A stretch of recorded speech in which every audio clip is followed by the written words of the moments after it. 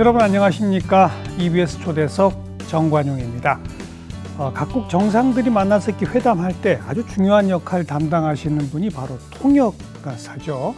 우리나라 최초의 국제회의 통역사, 그리고 대통령의 통역사라고 불리워지는 분이 있습니다. 전두환 전 대통령부터 노무현 전 대통령까지 모두 5명의 전직 대통령들 프랑스어를 사용하는 정상회담 통역만 20여 차례 이상 하신 분이에요. 지금은 한국을 세계에 알리는 민간 외교관으로서의 역할도 하고 계신 분을 오늘 초대했습니다. 한국외국어대학 명예교수 최정화 교수입니다. 어서 오십시오. 네, 안녕하세요. 네.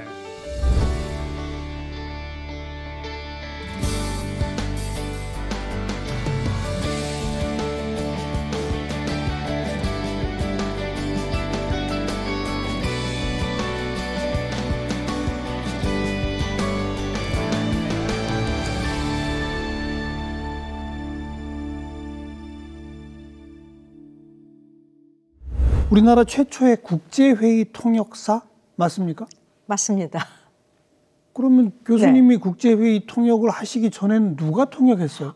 우리나라 예전에 역관들도 있었고요. 통역하시는 분들이 많았는데 이제 국제회의, 세계가 좁아지다 보니까요. 국제회의가 많이 생기다 보니까 순차 통역뿐만 아니라 화자와 동시에 얘기하는 동시통역까지 하는 국제회의 통역사라는 직업이 새로 나오게 된 거죠. 그러니까요. 네. 최 교수님이 그걸 하시기 전에는 누가 그러면 그때는 동시 통역이 없었죠. 전부 다 순차 통역을 했었죠. 다 듣고, 듣고 나서 전해주고. 그럼 그건 누가 했어요? 그거는 이제 우리나라 특히 정부 통역 같은 경우에는 외교관들이 많이 했었고요. 외교관들이. 그쵸? 네. 예. 근데 최초의 국제회의 통역사라면 무슨 국제회의 통역사 자격증 같은 게 생겼습니까? 어떻습니까? 자격증이 특별히 있는 거는 아니고요. 그 국제회의 통역을 공부하는 석사 과정을 마치고 졸업시험에서 국제회의 통역으로 시험에 합격하면은 국제회의 통역사 자격을 얻은 거로 치기 때문에 자격증 시험을 치는 건 아니고요. 졸업하면 됩니다. 통번역 전문대학원에서 네, 맞습니다. 그게 몇 년도입니까? 그게 그러니까 저 같은 경우에는 1978년에 유학을 갔던 이유가요. 한국에서 제가 유학을 갔을 때는 한국외국어대학에 통번역 대학원이 아직 생기지 않았을 때예요. 그래서 저는 이제 그 유학을 하러 프랑스 파리로 갔죠. 그리고 나서 1979년에 한국외대에 통번역 대학원이 생겼습니다. 생겼죠. 네. 그러면 프랑스에서 학위를 따신 거네요. 그렇죠. 프랑스에서 학위를 땄고 또 제가 약간 그 교수 욕심이 있어갖고요. 그냥 통역사로 활동을 하려면 석사만 해도 되는데 이제 우리나라에서 교수 되려면 또 요구하는 학위 있잖아요. 박사. 네, 거기까지 하고 귀국을 했습니다. 프랑스에서 통번역 대학원에서 박사 학위를 취득하신 거는 그렇죠. 우리 최 교수님이 또 무슨 최초라고 들었는데. 네, 아시아인으로서는 또 최초가 된 것 같습니다. 어떻게 하다 보니까 제가 그렇게 시기적으로 운이 좋아갖고 그런 수식어가 붙네요. 네. 그리고 이제 대통령의 통역사. 그래서 전두환 전 대통령부터 노무현 전 대통령까지 20여 회 이상 정상회담만 왜냐하면 이제 보통 우리가 정상회담 하면은 프랑스와 한국 양자회담만 생각을 하는데요. 양자회담 플러스 UN, 이번에도 윤 대통령도 UN 같은 데 가잖아요. 그런 식으로 그렇게 다자들이 여러 정상들이 모인 곳에서 또 각기 현안에 따라서 또 하기 때문에 특별 정상회담도 열리고요.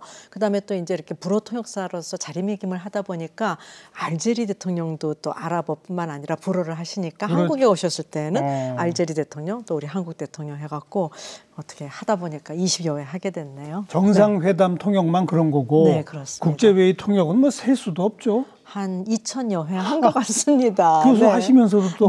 그러니까 체력이 국력이에요. 정말 열심히 다녔던 것 같고요. 제가 마일리지도 많이 쌓였습니다. 당연히 그렇겠죠. 국제회의 통역보다도 아무래도 정상회담 통역은 더 신경 쓰이시죠? 신경 쓰이죠. 왜냐하면요, 국제회의 통역사일 경우에는 제가 연사들을 미리 만나볼 수도 있고 그 사람의 스피치를 사전에 제공받을 수도 있잖아요. 근데 정상회담 통역인데 제가 정상한테 가서 대통령한테 대통령님 자료 좀 미리 주세요 할 수 없잖아요. 그러니까 어떤 양국 간의 현안에 대해서 정치, 경제, 과학, 기술, 문화 여러 이슈가 되는 거에 대해서 항상 본인이 공부를 알고 있어야 돼요. 뭔 얘기 하는지 금방 알아들어야 금방 되니까. 알아들어야 되죠. 그럼 우리가 한국말로도 주제를 잘 모를 때는 이해가 안 되잖아요. 그렇죠? 그러니까 언어도 다른데 양국 간의 문화, 양국 간의 현황까지 다 파악을 하고 있어야 되고요. 또 요새는 코로나 때문에요. 우리가 통역할 때는 이렇게 대면으로 통역을 했잖아요. 이제는 컴퓨터를 통해서 줌으로 비대면으로 통역하니까 화상으로 하죠. 화상으로 하니까 뭐 버튼도 잘 눌러야지 통역이 들리죠. 네. 그래서 정말 끊임없이 성격이 그러니까 매사에 활동적이고 모든 거에 지적 호기심이 많은 사람한테 참 좋은 직업 같아요. 맨 처음 정상회담 통역하신 거는 그럼 전두환 전 대통령하고 누구하고입니까? 미테랑 대통령. 네, 프랑스는 대통령이 7년 임기고 중임이 가능해서 굉장히 오래 하셨죠. 그래서 우리나라 대통령 여러 명을 이제 미테랑 대통령이 만났는데 그때 정말 기억나는 일이 있어요. 뭐냐면요. 첫 번째 통역 때 제가 30살, 그쵸, 만으로 30살의 나이에 한 일국의 정상을 만났으니 얼마나 떨렸겠어요. 근데 그래도 이제 덜 절제하고 잘 해냈어요. 그러고 났는데 나중에 청와대 쪽에서요. 저더러 처음에는 제가 누군지 파악이 안 돼서 왜냐하면 프랑스 정부에서 저를 위촉했으니까 북한에서 온 사람인 줄 알았대요. 잠깐만요. 네. 그러니까 그 전두환 전 대통령의 통역사로 따라가신 게 아니고? 아니죠. 네. 전 대통령 통역은 외교관님이 하시고 저는 미테랑 대통령, 그러니까 엘리제궁에서 위촉을 해서 갔는데 그러니까 이제 통역사 정보가 그때까지 제공이 안 됐나 봐요. 그래서 끝나고 나서 이제 대통령을 독대할 시간이 생겼는데 그렇게 얘기하시더라고요. 누군지 몰라서 북한에서 온 사람인 줄 알았다고. 왜 하필 북한에서 온 거는? 제가 한국말 잘하고 그러니까 한국 사람인 건 확실한데 우리 한국 자국민이라는 게 아직 파악이 안 됐었나 봐요. 그때는 그래서 정말 저도 당황했었어요. 저를 북한 사람으로 생각했다니. 네. 그래서 제가 용모가 제가 좀 북한 사람 같았나 그런 생각도 했었어요. 그러니까 프랑스 측에서는 프랑스에 와서 공부한 한국 사람이고, 그렇죠. 이 국제회의 통역사 자격을 확보한 학위 소지자고 하니, 그렇죠. 당연히 자기네 통역사로. 그렇죠. 그런데 한국 정부는 전혀 몰랐다. 그렇죠.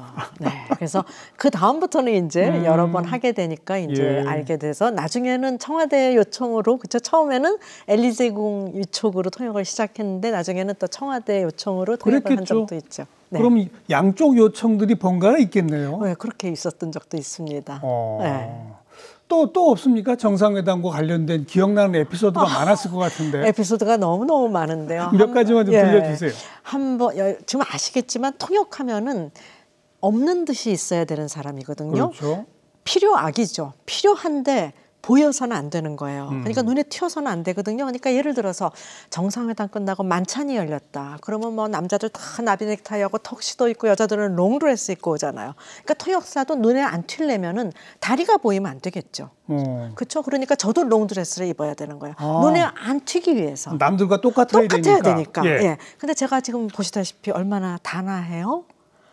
저한테 맞는 롱드레스가 없는 거예요. 다음 날 정상회담이어서 밤을 새고 공부를 해도 모자른데 치마 단추리느라고. 드레스를 사오셨는데? 샹젤리제에서 구입은 했는데 너무 길어서 도저히 뭐 넘어지죠. 그 긴 거 그대로. 그래서 단추리느라고. 네, 그랬던 기억도 있습니다. 그리고 또 한 번은요. 시라크 대통령이신데요. 시라크 대통령이 이제 아셈 때 2000년 때 이제 아셈 하면은 아시아 유럽 정상회의잖아요. 그렇죠. 네. 그래서 마침 프랑스가 의장국이었어서 한국에 오셨는데 그 아셈 회의뿐만 아니라 한국, 프랑스 양자 회담도 열린 거예요. 그리고 이제 아셈에 이제 아셈 국가들 20여 개국 정상들이 다 왔으니까 청와대에서 만찬 파티가 열어졌는데 한국 그 김이 그렇게 맛있었나 봐요. 그래서 통역사들이 전부 다 정상들이 20명이 쫙 앉고 통역사들은 그 뒤에 앉았는데 어머 김을 뭐 혼자만 드시면 되는데 너무 인간적이셔갖고 저한테 그걸 김을 공수하기 시작하는 거예요.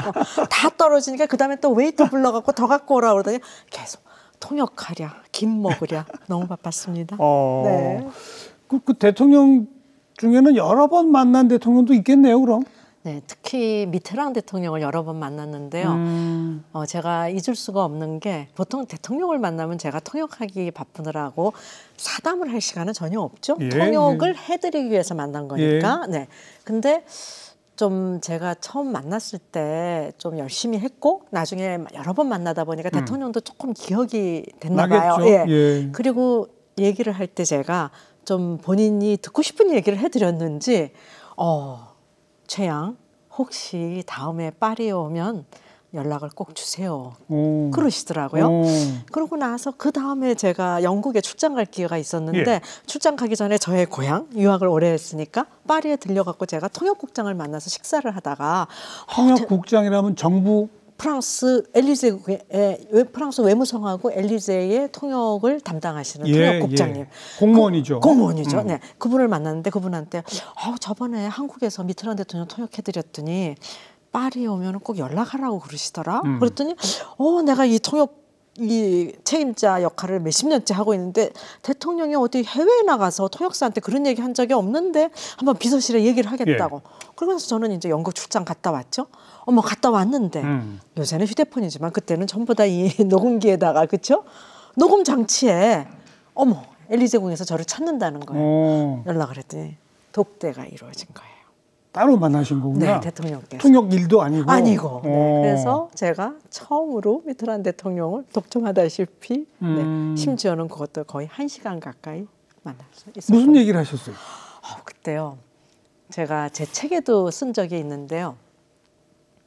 첫 마디에 그 굉장히 행운이 걸려 있다는 거를 제가 활동을 하면서 느끼게 된 거예요. 그래서 한국에서 제가 만났을 때 대통령한테 대통령 하면은 많은 사람들이 정치인이라고 생각하는데 저는 미트란 대통령이 문화인 같습니다. 문화 대통령입니다. 이렇게 얘기했더니 그게 기억에 남은 거가 봐요. 예. 그래갖고 이제 그 독대가 돼서야 하는데 세상에 준비를 해야 되잖아요. 그렇죠. 많은 사람들은 대화가 술술 풀리면 그게 즉흥이라고 생각하는데 저는 그렇게 생각하지 않아요. 진짜 준비한 결과물이라고 생각하거든요. 그래서 대통령을 제가 이렇게 개인적으로 만나는데 파리에서 무엇을 했나 물을 것 같아요.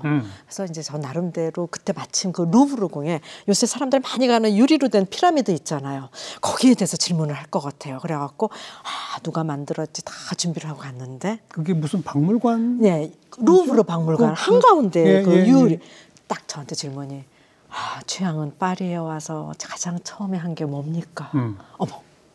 제 준비한 질문을 딱 하시는 거예요. 그래서 제가 루브르궁에 갔습니다. 그랬더니 그러면 유리 피라미드. 그렇죠.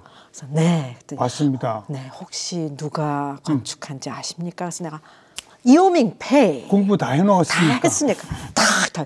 그래서 세상에 30분으로 예정된 만남이었는데요. 아까 말씀드렸죠. 57분 동안 만났어요. 예. 네, 그래서 그 다음에 문인들하고 오찬이 약속돼 있는데 비서실장 부르더니 조금 늦추라고 하더라고요. 그래서 제가 이렇게 열심히 준비를 해서 소통이 잘 되니까 알겠습니다. 네. 오랜 시간 만났습니다. 미테랑 대통령과의 각별한 인연. 한국 대통령 노무현 또 김대중, 김영삼, 노태우, 전두환. 네, 맞습니다. 이 5분들도 아마 여러 번 만나신 분들도 있을 텐데 그렇죠. 네, 그분들하고의 어떤 추억 같은 건 없습니까? 노태우 대통령 때는 끝나고 나서 저는 불란서 측 대통령 통역으로 나왔지만 한국인이 이렇게 외국 정상 통역으로 나와서 참 수고한다 해갖고 또 독대의 기회가 있어서 아직도 그 기억이 남고요. 그 다음에 김영삼 대통령 때도 참 여러 번 통역을 했는데요. 그때 이제 마침 그 유명한 고속전철 떼제베도 계약이 되고 여러 가지 일이 있었죠. 근데 쉽지 않았었어요. 왜냐하면 약간 그 경상도 사투리도 있으신 못 데다가 알아듣셨어요? 예. 왜냐하면 그리고 생선 이름을 많이 얘기하는데 제가 그 생선 이름을 다 불어로 몰랐잖아요. 그래서 여러 종류의 생선 하면서 네. 재치를 발휘해서 넘어간 적이 있었고요. 그다음에 노무현 대통령도 제가 잊을 수가 없는 게요. 노무현 대통령은 알제리 대통령이 왔을 텐데 이 알제리 대통령이 알제리만 해도 북한하고도 수교했고 우리하고도 수교하니까 이분이 평양도 자주 갔다 오신 분이에요. 그래갖고 노 대통령하고 대화를 계속 하는데 북한 얘기를 자꾸 하는 거예요. 그러니까 이제 노 대통령이 이제 하시고 싶은 얘기가 생긴 거예요. 대한민국에도 박정희 대통령이라는 분이 계셔갖고 새마을 운동을 했었다. 새마을 운동 노래 어떻게 하는지 아세요? 새벽종이 울렸다 하시면서 어머 노래를 불렀어요? 노래를 불렀어요. 그래서 저는 또 통역사니까 그 노래 가사를 또 다 즉흥적으로 통역을 하느라고. 근데 한번 생각을 해보세요. 알제리 대통령 앉아 계시고요. 노 대통령이 네, 계속 북한 얘기하니까 우리 대통령 얘기를 하면서 우리나라의 새마을운동 노래까지 네, 또 통역을 가사를 통역했던 저의 모습. 예. 네. 프랑스어하고 한국어하고 그냥 너무 똑같이 친숙하고 익숙하세요? 여전히 그래도 프랑스어가 좀 어려우세요? 어렵죠. 그래요? 정말 잘하는 거 한국어고요.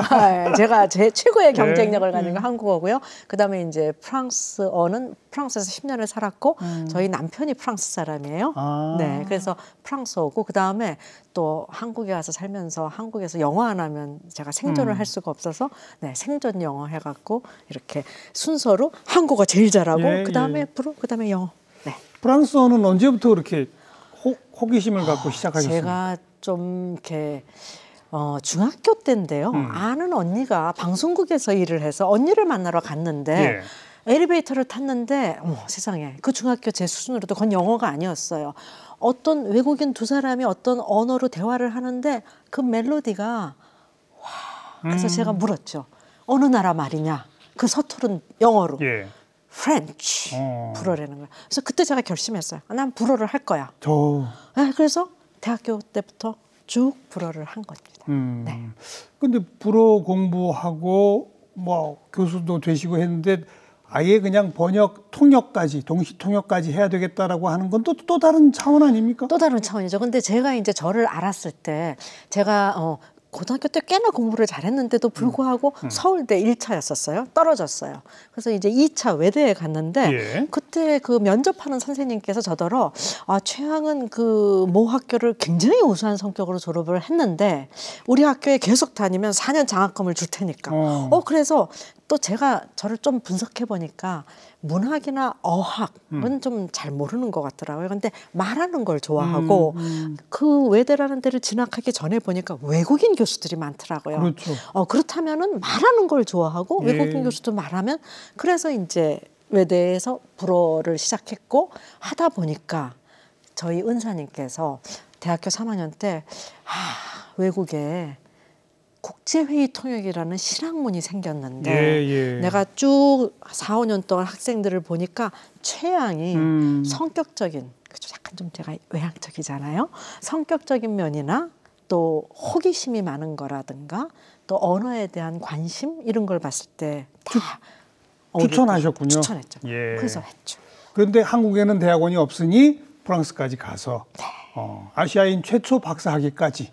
근데 제가 힘드셨겠죠. 너무 힘들었는데요. 뭐가 제일 힘드셨어요? 뭐가 제일 힘들었냐면 저는 솔직히 대학교 때도 공부를 잘해서 좀 수석으로 졸업을 했는데 파리에 딱 도착을 해서 그 통번역 대학원이라는 에지트에 들어갔는데요.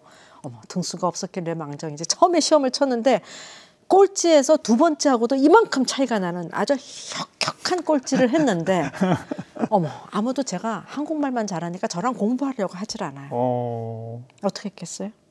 어떻게 하셨어요? 그때는요. 앵커리지를 경유해서 갔어요. 요새는 열 몇 시간이면 파리에 가지만 앵커리지 왜냐하면 소련하고 수교가 안 됐으니까. 그래서 비행기가 서울에서 앵커리지에서 이렇게 넘어갔거든요. 그래서 화투를 주더라고요. 비행 시간이 기니까 손님들 하라고. 그래서 이제 학생 신분이니까 돈 아껴야죠. 그 2개를 갖다 받아갖고 옆에 있는 사람도 거들떠보지 않을 거 들고 3벌을 들고 파리에 도착을 했죠. 화투를 가지고 가셨어요? 그렇죠. 그래서 얘네들이 저한테 공부를 안 해줘요. 제가 공부를 못하니까. 그래서 제가 그랬죠. 니네들이 나한테 2시간 동안 불어 공부를 나랑 같이 하면 너희랑 내가 우리 한국에 너무너무 재미있는 게임 화투를 배워주겠다. 화투를 가르쳐주겠다. 얘네들이 화투를 배우더니 완전히 뭐 눈이 반짝반짝해지고 주말에도 와서 저한테 공부 같이 하자고. 왜냐하면 2시간 하면 20분 쳐주니까. 그러고 나더니 얘네들이 방학 때는 집에 가잖아요. 부모님한테 가서 화투를 전수한 거예요. 우리 원조 좋아하잖아요. 순대도 원조, 그렇죠? 국밥도 원조. 그러니까 이 부모님들이 영국 친구 부모님들, 네덜란드 친구 부모님들이 원조인 저하고 화투를 치고 싶은 거예요. 그래서 비행기표도 보여주고. 비행기표까지? 런던에도 비행기표 가서. 그러니까 얼마나 좋아요. 그래서 얘네들은 또 가면은 자기네들 뭐 보이프렌드 만나느라고 엄마 아버지하고 시간도 안 보내요. 근데 저는 몰입형 영어를 익혀야 되잖아요. 그래서 계속 그 부모님 옆에서 화투 치면서 얘기하면서 듣고 배우고. 그렇게 해서 제가 영어를 조금 이야, 전 화투가 등장하리라고는 상상을 못했습니다. 그렇죠. 저 화투로 제가 영어를 조금 할 수 있게 됐습니다. 아무튼 넉살도 좋으시고 그러시니까 그런 거죠. 네. 그리고 보니까요. 아침에 새벽에 좀 제가 새벽형인데 아침에 일어나니까 전부 다 그 영국 친구 아버지들은 전부 다 이제 아침 브렉퍼스트를 준비하는 거예요. 예. 그냥 제가 얼마나 놀라요. 저희 아버지는 부엌에 들어가면 큰일 나는 줄 아는데 그래서 제가 우리 한국에서는 남자는 부엌에 안 들어간다. 이런 얘기 해주니까 또 너무 좋아하잖아요. 예. 네, 그래서 이 문화의 차이로 또 화투라는 그런 아주 좋은 게임으로 네, 돈 안 들이고 공부했어요. 네. 자, 그리고 이제 맹활약을 하시고 네. 2000년에 통번역계의 노벨상이라 불려지는 상을 수상하신 걸로 기록이 되어 있는데 네. 그 상이 무슨 상입니까? 네, 저희 은사이신 다니카 셀레비스코비치 상인데요. 이 다니카 셀레비치 교수님께서는요. 유고슬라비아계 프랑스 분이신데요. 10개국어를 하세요. 네, 그리고 통역학이라는 이론을 정립했어요. 사람들이 그런 학문도 있냐고 그러는데 그런 학문이 있거든요. 그래서 그분이 통역계에 기여를 한 사람한테 다니카 셀레비치상을 수여를 하는데요. 네. 또 운이 좋아서 제가 받게 1년에 한 명씩? 한 명씩. 네. 그 누가 그걸 수상자를 정해요? 그 다니카 셀레비스코비치 상위원회가 따로 있어요. 근데 아마 제가 생각하기에는요. 요새는 우리가 K 컬처에서 굉장히 세계에서 지금 우리가 선망의 대상이지만요. 그럼요. 통역 분야에 있어서는요. 중국, 일본 제치고 아시아에서는 한국이 굉장히 그 선두주자였습니다. 그래요? 그래서 제가 처음에 귀국을 해서 외대 교수가 됐을 때요. 어머. 일본에서 초청하고 중국에서 초청해서 그랬어요? 통역학을 제가 좀 전파를 했어요. 그래요? 네, 그래서 아마 그 상을 줬나 봐요. 중국은 뭐 좀 국제화가 뒤처졌다고 쳐도 네. 일본은 우리보다 훨씬 국제화가 훨씬 앞서 있는데 그렇죠. 왜 통역이 그렇게 늦었을까요? 왜냐하면은 통역학이라는 학문으로서 접하지를 않고 일본에도 물론 역관들이 있고 통역사가 많았겠죠. 근데 학문으로 과학적인 어프로치 연구를 하거나 그러진 않았기 때문에 저희가 근데 지금은 이제 일본에도 많은 박사들이 배출이 됐죠. 그래서 통역학 분야에서는 한국이 아시아에서 좀 종주국 같았습니다. 그래서 아시아 최초로 그 상을 받게 된 것 같습니다. 네. 그다음 2003년에는 프랑스 최고 훈장 레지옹 도네르 훈장을 받으셨습니다. 네, 프랑스 그 국가 최고 훈장을 받게 됐는데요. 이건 또 어떤 이유냐면 제가 이제 운이 억세게 좋은 데다가요. 제가 또 결혼을 40에 했거든요. 그러니까 친구들은 다 결혼해서 애를 낳는데 저는 결혼을 안 했으니까 애를 가질 수도 없잖아요. 그래서 1년에 하나씩 책을 썼어요. 네, 그래서 어떤 해에는 또 2-3권씩 쓰기도 하고요. 그래서 이제 책이 그렇게 많이 나오다 보니까 이제 그 프랑스 정부에서 보기에는 제가 한국에서뿐만 아니라 아시아에 이 통번역학을 좀 퍼뜨리는 그런 디딤돌 역할을 한다라는 거를 봐주신 것 같아요. 그래서 저한테 최고 훈장을 주신 것 같습니다. 책을 모두 몇 권이나 쓰셨습니까? 지금까지? 40권이요. 전부 한국어 책입니까? 외국어 책도 있고요. 네. 프랑스어 책도 있고. 프랑스 책도 있고 영어 책도 있고. 왜냐하면 또 특히 요새 좀 자랑스러운 거는요. 제가 K-스타일이라는 책을 영어랑 불어로 썼는데요. 영어 책은 벌써 6판 들어갔고요. 네. 그래서 외국인들이 한국에 관심이 많다 보니까 제가 외국어로 쓴 책도 계속 나가고 있네요. 네. 뭐 주로 소통을 소재로 주제로 하는 그런 책들 주로 소통 거죠? 책도 많이 하고요. 그 다음에 저는 뭐든지 쌍방이어야 된다고 생각해요. 그러니까 우리나라 것만 알아주면 안 되고 우리나라 사람들도 외국 문물을 받아들여야 되잖아요. 그래서 또 한국 사람들을 위해서는 글로벌 에티켓과 책도 썼고요. 네, 통번역 책은 좀 많이 썼고요. 또 불어를 전공서가 될 것이고. 그렇죠. 그 다음에 그런 수필도 좀 많이 썼고요. 네. 소통의 비결, 소통 잘하는 비결, 원칙 같은 게 있습니까? 네, 있습니다. 뭡니까? 우선 저는 지금 정 선생님을 뵈면은요, 소통의 정석 같습니다. 제일 중요한 거는 사람들은 소통하면은 많은 말을 잘해야 된다고 생각하는데 그것보다 선행되어야 되는 거는 들어야 되죠. 경청. 그 다음에 상대방의 얘기를 내가 잘 들을 자세가 되어 있다 하는 열린 마음을 또 가져야 되고요. 그 다음에 상대방의 얘기를 듣고 또 피드백까지 줄 수 있는 경지에 이르러야 된다고 저는 생각을 합니다. 그리고 소통을 한다고 해서 일방통행적으로 정보 제공은 그거는 일방통행 정보 전달이죠. 그렇죠? 그래서 저는 제가 생각하는 소통이라는 것은 서로가 관심을 갖고 교감을 하면서 드디어 공감의 단계까지 이르러야 된다라고 그렇죠. 생각을 합니다. 네. All the shine of 1,000 spotlights, all the stars we steal from the night sky will never be enough, never be enough. Towers of gold are still too little. These hands could hold the world, but it'll never be enough, never be enough. For me, never, never, never, never, never. For me, never enough. 혹시 그 각국 정상이나 이런 최정급, 최정상급 리더들도 많이 보셨잖아요. 네. 국제회의 등등에서. 그렇죠. 네. 그분들만의 소통의 비결이 또 따로 있어요? 일반적인 원칙 말고? 있더라고요. 뭡니까? 네, 그래서 제가 그거를 일명 통력이라고 부르는데요. 통력. 그분들은 통력을 가지셨더라고요. 그러니까 통할 통자에다가 힘력자를 제가 쓰는데요. 제가 얘기하는 그분들의 통력이라는 거는 상대방을 감동시키는 선한 기운이 그분들한테서 나오더라고요. 네. 그리고 그분들은 일단 상대방한테 자신에게 전할 메시지를 분명히 알고 있고 상대방의 눈높이에 맞춰서 상대방의 언어로 메시지를 전달을 하고 그래요. 네. 그래서 제가 그분들한테 느낀 거는 통력이 있는 것 같습니다. 통력. 네. 그러니까 그래서 저 나름대로 통력을 정의한 게 상대방을 감동시키는 선한 기운. 그래서 그분들이 그 리더의 자리까지 올라가는 것 같습니다. 네. 선한 기운이 계속 나오니까 예, 주위에 사람들도 있고. 네. 선한 기운 또 네. 그것을 발휘하는 거는 상대방의 눈높이에 맞춘 표현. 그렇죠. 네. 그리고 제가 이번에 제가 하고 있는 그 한국 이미지 커뮤니케이션 연구원에서요. 이정재 그 배우. 오징어 게임 배우한테 예. 상을 드렸는데요.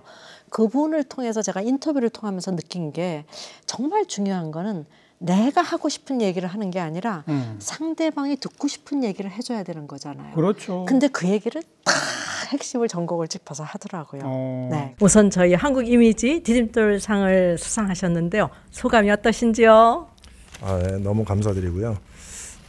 사실 더 의미가 있다라고 생각되는 게 한국인으로서 한국의 컨텐츠, 한국의 문화, 한국의 그 무엇을 해외로 알릴 수 있다라는 그 작은 일을 함께 할 수 있었다라는 것만으로도 너무나도 영광스럽고 또 기쁘게 생각하는데. 네, 그래서 역시 그 좀 아무나 그렇게 월드 스타가 되는 것도 아닌 것 같고요. 역시 항상 매 순간 상대방이 원하는 바를 파악해서 그분들이 원하는 그 듣고 싶은 얘기를 해줘야 되는 거예요. 예, 예. 그렇게 상대가 원하고 듣고자 하는 이야기를 해주는 게 상대 좋아하라고, 좋아지라고 하는 거지만 그 결과 좋아지는 건 자기거든요. 그렇죠. 맞습니다. 그렇지 네. 않습니까? 네, 맞아요. 그렇게 네. 해주면 그분이 나한테 더 잘해줄 거 아닙니까? 그렇죠. 맞아요. 내가 원하는 게 있으면 요청하면 더 잘 들어줄 것이고. 그렇죠. 맞습니다. 그런 거죠. 그러니까 네. 자기 목적을 달성하려면 그렇게 해야 된다는 거죠. 맞습니다. 네. 방금 언급하신 그 네. 이정재 씨한테 준 상? 네. 무슨 상이에요? 무슨 상? 저희가 이제 이 한국 이미지 커뮤니케이션 연구원이 이름이 너무 길어서 CC라고 부르는데요. 저희 CC에서는 해마다 그건 언제 만드신 거예요? 제가 CC는 20년 전에요. 이번에 20년 된 청년이 된 CC입니다. 2003년에 만드셨어요? 2003년에 만든. 뭐 하는 곳입니까? 뭐 하는 데냐면요. 한국 이미지를 알리는 데입니다. 근데 이제 민간이 만든 단체인데 어떻게 이렇게 좀 잘 돼가는 편이잖아요. 그 이유는 저희가 저희 것을 알리려고만 하지 않고 상대방이 우리한테 알려주고 싶은 거를 같이 했던 것 같아요. 외국에서 우리한테 전하고 싶은 그렇죠. 것도. 그러니까 일방적으로 우리가 내보내려고 그러면 안 되잖아요. 이것도 소통의 법칙이죠. 소통의 법칙이죠. 그렇죠. 주고받고. 예. 그래서 한국을 알리는 거를 모토로 해서 만들었는데 역시 그 만나는 외국인들한테 그들이 우리한테 전하고 싶은가를 또 전달할 수 있게끔 해주니까 예. 더 시너지가 일어났던 것 같아요. 그러면 상승작용이. 그 외국의 파트너들은 어떤 식으로 접촉을 하고 어떤 식으로 조직이 되어 있는 겁니까? 어떤 식으로 하냐면요. 우선 제가 우선 그 얘기를 하자면요. 사람들이 어떻게 이정재 씨를 어떻게 선정했냐. 그다음에 또 주춧돌상은 김연아 피겨 퀸이 받았거든요. 어떻게 선발을 했냐 많이들 물으시는데요. 주춧돌상하고 또 여러 상이 있어요? 네, 디딤돌상. 주춧돌, 네, 디딤돌. 디딤돌. 그러니까 설명을 해드리면요. 디딤돌상 이정재 씨가 받은 거는 한국을 그해 알린데 디딤돌 역할을 했다. 해외에. 그다음에 주춧돌은 정말 다 버티고 있는 거잖아요. 지금까지 20년 동안 3사람만 받았습니다. 첫째가 삼성전자, 두 번째가 조수미 씨, 세 번째가 김연아. 그러니까 장기간 동안 지속적으로 한국을 알렸어야 돼요. 그리고 외국인들한테도 상을 주는데요. 외국인들은 징검다리 역할을 하잖아요. 그래서 징검다리상. 그래서 이번에는 저희가 징검다리상을 유로 패션하우스. 지금 봐봐요. 세계적인 명품 브랜드들이요. 전부 다 한국의 스타들을 글로벌 앰베서더로 발탁하고 있습니다. 주로 아이돌들, 그렇죠. BTS 멤버들, 블랙핑크 멤버들. 블랙핑크서부터. 그 이유가 이제는 그러니까 제가 20년 전에 CC를 만들었을 때는 제가 생각하기에 이 뛰어난 한국을 아무도 못 알아줘서 저한테 어느 누구도 한국인이냐 물은 적이 없어요. 근데 지금은 너도 나도 K컬처를 품으려고 하잖아요. 당연하죠. 이제는 K컬처 품지 않으면 세계에서 자기네들이 인정을 못 받죠. 그렇죠. 그래서 정말 20년 동안 이렇게 한국이 변한 것 같아요. 그렇죠. 이제는 다들 K-스타일을 품으려고 해요. 네. 그러니까 징검다리상은 징검다리상은 외국인한테 주는 거고요. 그래서 한 번은 제가 노벨 문학상을 수상한 르클레지오한테도 이 상, 르클레지오도 이 상을 받았는데요. 제가 저희 상에 제가 참 자부심을 갖고 있거든요. 디딤돌 돌이죠. 징검다리도 돌이죠. 주춧돌도 돌이죠. 맷돌상도 있거든요. 맷돌. 네, 그거는 이제 이자스민 의원한테 줬는데요. 맷돌처럼 잘 갈려가고 섞였다. 한국 사회에 잘 동화됐다. 그다음에 조약돌. 서울 시향이 받았거든요. 작은 돌들이 모여서 한국을 또 알리는 데 기여했기 때문에. 그랬더니 그 르클레지오가 뭐라고 그랬게요? 저는 최 교수님 이 상을 받았을 때 너무 상 이름이 좋습니다. 제 이름 르클레지오가 돌로 된 돌담이란 뜻입니다. 아, 그래요? 네, 그러면서 돌은 변하지 않지 않습니까?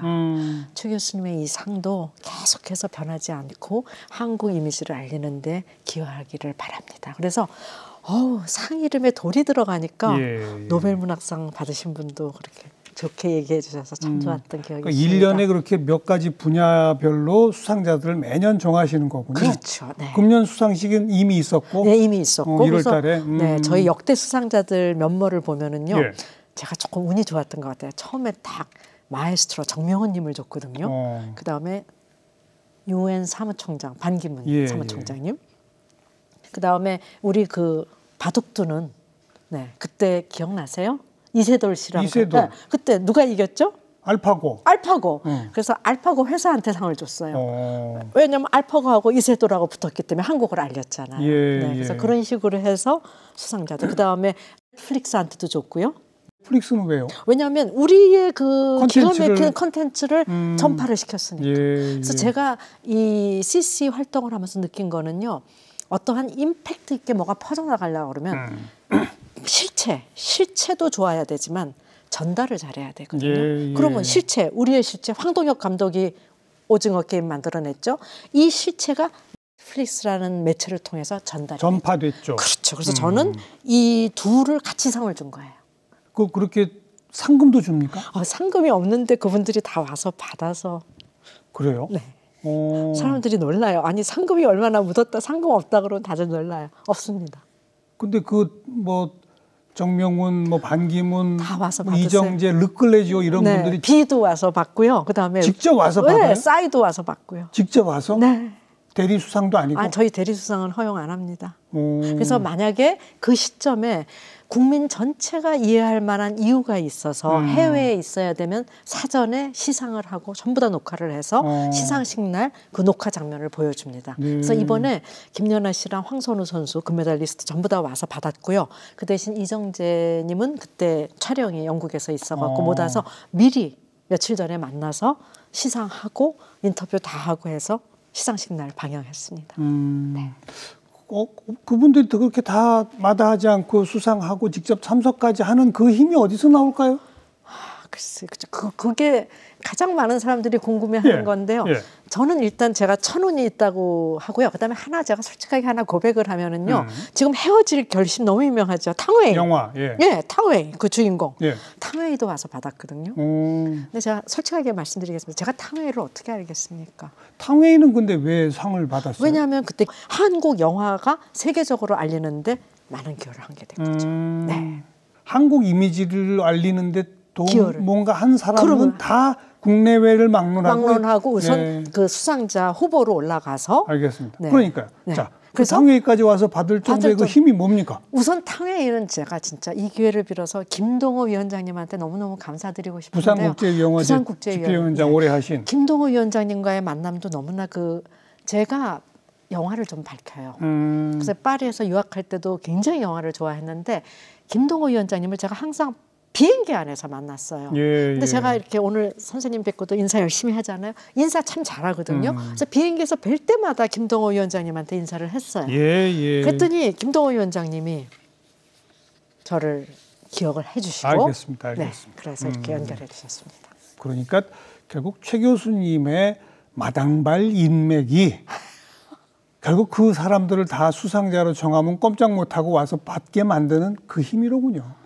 글쎄, 많은 분들이 많이 도와주세요. 네. 그러니까 바로 그게 그 마당발 인맥이신 거죠. 그런가요? 예. 아유, 감사합니다. 그럼 그 20년 사이에 그렇게 네. 한국 이미지상을 결정해서 상 주는 거 하고 네. 또 그다음 어떤 활동들이 있습니까? 저희가 이 CC를 통해서요. 그러니까 한국 이미지상을 수여하고요. 그다음에 여름에는 CCF라고 해서 문화소통 포럼을 해요. 예, 왜냐하면 우리 한국의 이 K컬처가 이렇게 대단한데 와서 경험을 해야 되잖아요. 근데 처음에 이 문화소통 포럼을 시작했을 때도 외국인들이 잘 안 와요. 일본 갈 길 있으면 들려볼까? 이러셨거든요. 근데 지금은 한국이 주 목적지가 돼요. 그렇죠. 오라고 그러면 한국에 꼭 갔으면 좋겠는데 나 좀 안 불러줄까? 미리 연락 오는 사람들도 있고요. 문화소통 포럼. 문화소통 포럼. 이거는 어떤 분들이 옵니까? 어떤 분들이 오냐면요. 우리나라 2010년에 G20 그렇죠? 우리나라 G20 정상회의를 한국에서 했잖아요. 근데 제가 보기에는 왜 정치인들만 모여요? 문화인들도 모여야 되잖아요. 근데 보니까 또 B20가 생겼어요. 비즈니스. 기업인들이 모이더라고요. 그래서 제가 C20를 만들었어요. Culture 20. 그래갖고 대박이 났죠. 그때 그 유명한 그 세계적인 패션 디자이너 미소니 그룹의 회장도 오고요. 다 왔어요. 그래갖고 그때 문화관광부에서 와, C20이 괜찮다. 그래서 정례화를 시켰으면 좋겠다. 그래갖고 문화소통 포럼으로 정례화시켜서 그게 그렇게 정리된 네, 거군요. 그래서 지금 12회째 했습니다. 2010년에 시작해서요. 그래서 이제는 처음에는 그 해외 그쵸 문화소통계 리더들 초청하는데 힘들었거든요. 안 올라 그래서 일본이나 중국 갈 기회 있으면 들린대요. 근데 이제는 한국부터 올라 그래요. 네, 그리고 불러달라고 먼저 연락 와요. 그럼 그것도 문화체육부에서 주관하는 것이 아니고 저희가 하고 있습니다. 비영리법인에서 그것도 주관해요? 네, 그러니까 제가 발이 좀 많이 달았는데요. 발품 팔러 그 펀드레이징 하러 다녀야 되니까. 그렇죠. 네. 주로 어떤 분들이 그렇게 후원을 해주십니까? 기업하시는 분들이 많이 후원해주고 계시고요. 또 제가 또 CQ라는 거 해요. 그건 또 뭐예요? CQ는요, Cultural Quotient. 그래서 문화 지수를 높이는 프로그램을 하고 있어요. 그래서 한국에 있는 대사들이라든가 외국인 기업인들이라든가 또 한국에 있는 사람으로서 해외 문화에 관심이 많은 사람이라든가 한국 문화를 알리고 싶은 사람, 그래서 이분들을 같이 모이게 해요. 그래서 처음에는 한 일주일에 한 번씩 너무 힘들더라고요. 그래서 지금은 한 달에 한 번씩 하는데요. 한 20여 명이 모여서 대사 관저에서 돌아가면서 한 번은 뉴질랜드 관저, 한 번은 미국 대사 관저 이런 식으로 해서 모여서 그 사람들이 궁금해하는 이제 뽀로로가 유행한다. 그럼 뽀로로에 대해서 특강도 해주고요. 어떤 사람이 나는 한국 붓글씨 배우고 싶어. 그러면은 캘리그라퍼 초청해서 한국의 글 설명도 해드리고. 네. 그래서 이런 CQ 포럼을 또 하고 있고요. 그러니까 크게 한국 이미지상 수여하고요. 그다음에 여름에는 문화소통 포럼 하고요. 매달 CQ 포럼 하고요. 기업체들이 후원하는 거는 그렇게 해서 해외에 한국 이미지를 널리 알리고 하는 과정이 또 자기들 시장 진출하고 다 연결이 되니까 맞아요. 그런 거 아니겠습니까? 네. 그래서 특히 이제 한국에 와 있는 지사장들이 많이 등록하는데요. 그분들이 이제 기한이 돼서 이임할 때 이제 이메일 주고 떠나더라고요. 하면서 한국에 와서 예. 가장 뿌듯했던 거 하나 꼽으라 그러면 CQ의 회원이 돼서 한국 문화를 잘 알 수 있어서 참 좋았다. 그런 얘기 들을 때는 평상시에 힘들었던 거 좀 잊을 수 있는 것 같아요. 그리고 또 그걸 통해서 많은 또 인적 네트워크도 쌓을 수 있을 그럼요. 테니까 네. 본인들 일하는 데 도움이 많이 됐을 거 아닙니까? 그럼요. 네. 그리고 이제 또 어떤 분 만나고 싶다 그러면 예. 또 제가 아는 분이면 또 다 소개해드리고. 예, 예. 이걸 20년 전에 이제 시작하신 건데 네. 20년 전이면 대학 교수로도 바쁘고 국제회의 통역사라도 바쁠 때 아닙니까? 네, 맞습니다. 이거 뭐 누가 시켜서 한 것도 아니잖아요. 네. 왜 이거 시작하셨어요? 근데 그때 2003년에 시작했는데요. 네. 그때 생각해 보세요. 2002년 월드컵, 한일 월드컵에서 제가 이렇게 조금 생각을 새벽에 하는데요. 생각해 보니까 누군가가 관심이 있을 때 뭘 할 수 있어요. 한국에 대한 관심이 그쵸? 컸죠. 그때 한국에 대한 관심이 컸는데다가 또 2000년 초기부터는 북한 핵 문제가 터졌어요. 그래서 안 좋은 거지만 위기를 기회로 만들자. 관심이 있을 때는 우리가 뭔가 해도 그래서 제가 시작을 했습니다. 네, 그래서 그때 그냥 무턱대고 시작하신 거예요? 무턱대고 했는 이유가요. 제가 아까도 말씀드렸지만 통역을 많이 하다 보니까 진짜 정계, 재계, 뭐 관계, 사회, 언론 뭐 전부 알게 됐는데 마당발이시죠. 이분들한테 다 연락을 했더니 다 바쁘시다는 거예요. 예. 근데 그분들이 그래도 그냥 전화 끊기 미안하니까 다들 하시는 말씀이 최 교수가 총대 매면 도와줄게. 근데 제가 좀 귀가 얇아요. 그 말 또 믿고요. 이틀 후에 그냥 만들어서 등록을 해버렸습니다. 시작했더니 어머 다들 도와주셔서 지금까지 20년 동안. 네. 그러니까 우선 믿으면 되는 것 같아요. 그러네요. 네, 일은 저지르고 보면. 네. 뭐 오늘 이렇게 짧지 않은 시간 말씀을 들으면서 나누면서 금방 느끼겠는데 네. 에너지가 아주 철철 넘치시거든요. 그래요. 그 에너지의 원천은 어디서 나옵니까? 우선 부모님이 저를 건강하게 낳았고요. 예. 그다음에 정말 저는 먹는 거 좋아해요. 좋아하는 거 많이 먹고요. 저희 집에 사형제인데 어머니가 뭐 먹겠느냐 꼭 저한테만 물어봐요. 다들 아무거나예요, 답변이. 저는 오늘은 김치찌개, 내일은 두부조림. 네, 이런 식으로. 그러니까 항상 먹는 거 잘 먹고 잘 자고 그다음에 생각이 스치면 해요. 생각이 스치가면 그냥 바로 한다? 네, 그러니까 좀 장고하고 그런 게 별로 없어요. 그러니까 하고 싶은 걸 항상 하니까 즐거운 것 같아요. 네, 그래서 즐거우니까 또 하게 되고 그리고 저는 진짜 20년 동안 이렇게 하면서도 한 번도 일한다는 생각 없었어요. 제가 좋아서 하니까 누가 시키면 못했을 거예요. 예. 네. 너무 바쁜 게 싫진 않으셨어요? 지금 뭐 교수 역할, 예. 통역사 역할, 예. 또 민간 외교관 역할, 네. 그 사이에 또 책도 40권이나 쓰시고 네. 너무 바쁜 게 싫지 않으셨어요? 아니요. 제가 그러니까 새벽에 4시에 깨는 그런 성격이에요. 그래서 아침에 4시서부터 결혼을 또 늦게 했으니까 결혼하기 전에는 혼자 시간이 많았고 결혼을 했더니 남편이 8시에 일어나요. 그래서 또 새벽 시간 4시간은 저 혼자 쓸 수 있고 그래서 그때 굉장히 많은 일을 많이 하는 것 같아요. 네. 그리고 일로 안 느껴지고 한 번도 일이라고 생각한 적 없어요. 모든 걸 좋아서 하다 보니 네. 앞으로 또 벌리실 일들이 있습니까? 계속. 뭐를 벌리실 겁니까? 왜냐하면 지금 그동안은 계속 제가 대면 거를 많이 했잖아요. 근데 이번에 코로나 사태를 겪으면서 화상으로도 많이 해야 되겠다. 그래서 이 대면과 비대면을 겸해서 할 생각도 하고 있고요. 이게 뭐죠? 어떤 거죠? 대면과 비대면을 겸한다는 게? 그러니까 이제 제 활동이 이제 더 늘어난 거죠. 대면 활동도 하고 비대면으로 화상, 뭐 메타버스도 더 많이 해야 될 것 같고 지금부터 제가 유튜브까지 시작했거든요. 어이구. 네, 그래서 이제 그리고 그렇잖아요, 교수님. 뭐든지 보면은 그 소수의 리더들이 있고 그 다음에 또 일반 대중이 있잖아요. 근데 이 양쪽을 다 해야지 임팩트가 생기는 거잖아요, 그렇죠? 그러니까 대면은 오피니언 리더들이랑 하고, 그렇죠? 그 다음에 일반 대중을 다 만날 수는 없잖아요. 그거는 그럴 때는 제가 화상으로 써야 되는 거죠. 그래서 시작한 게 튜브. 알겠습니다. 앞으로도 진짜 더 많은 왕성한 활동으로 한국을 알리는 민간 외교관으로서 역력한 공을 세워주시길 부탁을 드리겠습니다. 감사합니다. 고맙습니다. 네, 감사합니다.